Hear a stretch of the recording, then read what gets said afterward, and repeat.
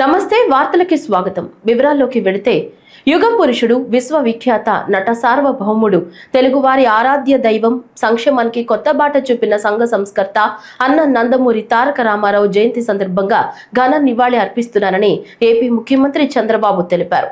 పేద ప్రజలకు కూడు గూడు దుస్తులు అనే 3 అవసరాలను తీర్చడమే తన జీవితాశయంగా భావించిన ధీరోదాత్తుడు అని కొనియాడారు. సమాజమే దేవాలయం, ప్రజలే దేవుళ్ళు అనే నినాదంతో ప్రజాస్వామ్యానికి కొత్త అర్థం చెప్పిన దార్శనికుడు ఎన్టీఆర్ అని చంద్రబాబు అన్నారు. అన్నగా ఆడబిడ్డలకు ఆస్తి హక్కు ఇచ్చారని, మండల వ్యవస్థతో పాలనా రంగాన్ని ప్రజల వద్దకు తీసుకెళ్లారని, పక్కా ఇళ్ల నిర్మాణంతో పేదలకు అండగా నిలిచారని, కిలో ₹2కే బియ్యాన్ని అందించి పేదల ఆకలి తీర్చారని చంద్రబాబు తెలిపారు. అనితర సాధ్యమైన ఎన్నో పనులు చేసిన అన్న నందమూరి తారక రామారావుకు మరోసారి ఘన నివాళి అర్పిస్తున్నారని తెలిపారు. ఆయన ప్రసంగిస్తుంటే ఆకాశమే ఉరిమినట్లుండేది. పార్టీ పెట్టి 9 నెలల్లో ముఖ్యమంత్రి అయ్యి రికార్డు సృష్టించిన వ్యక్తి ప్రపంచంలో ఒక్క ఎన్టీఆర్ అని చెప్పి నేను మీకు తెలియజేస్తున్నా.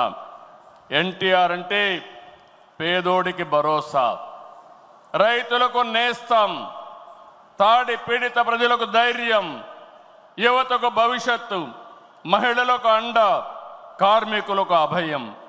అన్ని వర్గాలు కీర్తించే ఏకైక నాయకుడు ఎన్టీఆర్.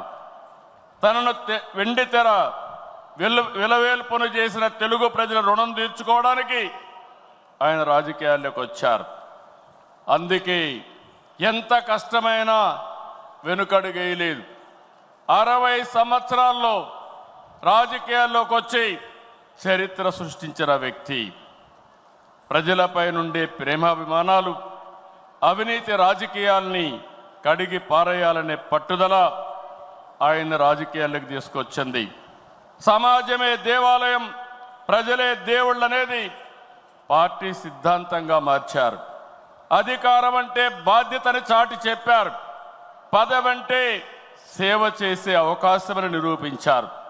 పాలకులంటే సేవకులని చెప్పి దేశ రాజకీయాల అర్థాన్నే మార్చిన ఏకైక నాయకుడు ఎన్టీ రామారావు.